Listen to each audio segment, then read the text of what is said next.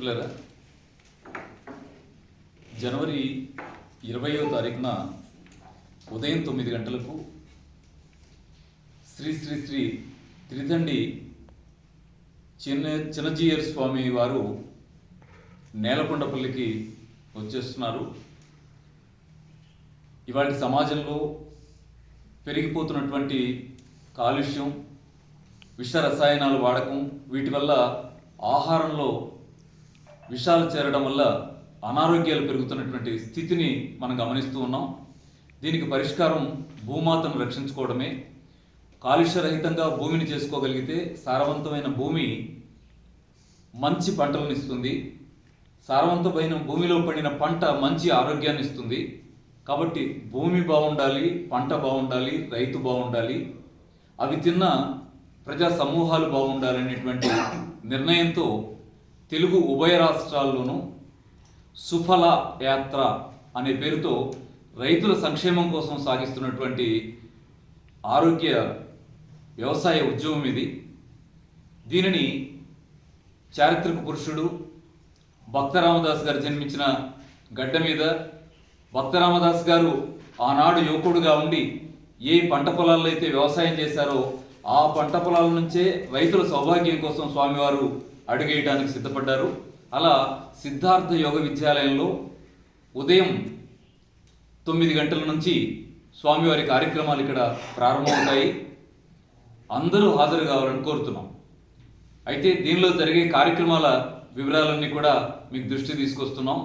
స్వామివారు వచ్చిన తర్వాత మొదట ఇక్కడ సాంప్రదాయ వ్యవసాయ పరికరాల ప్రదర్శన ఉంటుంది. రైతులంతా ఆనాడు ఆధారపడి ప్రకృతి సహజ వ్యవసాయాన్ని చేస్తూ బండి, గొర్రు, నాగలి, దంతె ఇలా అనేక రకాల వ్యవసాయ పనిముట్లతో పాతకాలంలో చేసేవారు. చారిత్రకంగా ఇవాళ మరుగున పడే స్థితి వచ్చింది. వాటిని ప్రదర్శనగా ఉంచడం జరుగుతుంది. ఆ తర్వాత భారతదేశవాళీ గింజలు, భారతీయ గడ్డ మీద పురాతన కాలం నుంచి కూడా ప్రకృతి ప్రసాదించిన దివ్య ఔషధాలుగా ఉన్నటువంటి గింజలు దగ్గర ఒక 12 రకాల వరి ధాన్యాల ప్రదర్శన ఉంటుంది. బియ్యం ప్రదర్శన, వరి గింజల ప్రదర్శన ఉంటుంది. అలాగే చిరుధాన్యాల ప్రదర్శన ఉంటుంది. జొన్నలు, సజ్జలు, అరిగెలు, వరిగెలు, ఊదలు, రాగులు, అండుకొరలు ఇలా వివిధ రకాల చిరుధాన్యాల ప్రదర్శన ఉంటుంది. అలాగే దేశవాళీ జీన్ మాడిఫైడ్ కాకుండా సహజంగా మనం జన్మించినప్పుడు ఈ భూమి మీద, ఈ గడ్డ మీద పుట్టినటువంటి పప్పు దినుసులైనటువంటి కందులు, పెసలు, అలసిందలు, ఉలవలు ఇలాంటివన్నీ కూడా హైబ్రిడ్ కాని దేశవాళీ గింజల ప్రదర్శన ఉంటుంది. ఇలా సుమారు ఒక 150 రకాల దేశవాళీ గింజల ప్రదర్శన జరుగుతుంది. అలాగే ఇదే స్థలంలో వృత్తులు, చేతి వృత్తులతో చేసినటువంటి ఆనాటి వృత్తుల్ని గుర్తు చేస్తూ కుమ్మరి చక్రం, కుండలు, సాలల మగ్గం, సుమారు ఒక 50 చేనేత మగ్గాల ప్రదర్శన, అలాగే వడ్రంగి వస్తువుల ప్రదర్శన, ఇలా చేతి వృత్తుల ప్రదర్శన ఉంటుంది. అలాగే వ్యవసాయానికి, భూమి సారవంతం అవ్వాలంటే రసాయనిక ఎరువులు పరిష్కారం కాదు, ఖచ్చితంగా గోమాత స్పర్శ లేకుండా భూమి సౌభాగ్యవంతం కాదనేటువంటి దాంతో దేశవాళీ గోవులు రైతుల దగ్గర ఉండాలని దాన్ని పరిచయం చేయడానికి దేశవాళీ గోవుల ప్రదర్శన ఉంటుంది. అంటే మన ప్రాంతంలో మనం చాలా బలంగా, గర్వంగా చెప్పుకోగలిగేటువంటి ఒంగోలు జాతి ఆవు కానీ, అలాగే వివిధ రాష్ట్రాల్లో ఉన్నటువంటి ర్యాటీ కానీ, థార్పార్కర్ కానీ, లేదా పొంగనూరు ఆవు కానీ, ఇలా వివిధ రకాల జాతుల ఆవుల ప్రదర్శన కూడా ఇక్కడ ఏర్పాటు చేయడం జరుగుతుంది. అలాగే ఆ ప్రకృతి మాత మనకి తినే ఆహార ధాన్యాలే కాకుండా అనేక రకాల ఔషధ మొక్కల్ని కూడా ఇచ్చింది. 280 రకాల ఔషధ మొక్కల ప్రదర్శన కూడా ఆ రోజు ఇక్కడ జరుగుతూ ఉంది. దీనికి అనేక మంది ప్రముఖులు హాజరవుతూ ఉన్నారు. కాబట్టి మిత్రులంతా రావాలని కోరుతున్నాం. ఇక్కడ తొలిపాదం మోపిన స్వామివారు ఇక్కడి నుంచి బయలుదేరి భక్త రామదాసు పుట్టిన జన్మస్థలమైన ఆయన నివాస గృహానికి వేలాది మందిగా రైతులతో కలిసి పాదయాత్రతో భక్త రామదాసు క్షేత్రానికి ఆయన చేరుకుంటారు.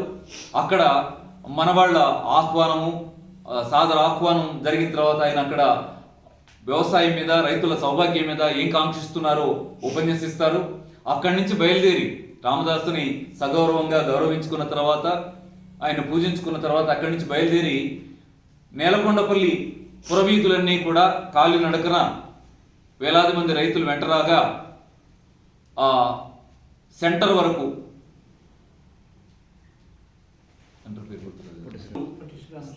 వరకు పాదయాత్ర సాగుతుంది. ఆ పాదయాత్రలో ప్రజలందరూ పాల్గొనాలని, రైతులందరూ పాల్గొనాలని, ఇది రైతు ఆకాంక్షతో జరుగుతున్న కార్యక్రమాన్ని గుర్తించాలని కోరుతున్నాం. రైతులు బాగుంటేనే దేశం బాగుంటుంది.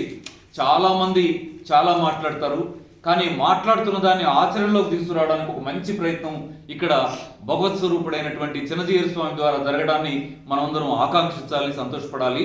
రైతుల సౌభాగ్యం కోసం, ఆహారం మంచుకుంటే ప్రజల ఆరోగ్యం కోసం జరుగుతున్నటువంటి మహాయజ్ఞం ఇది.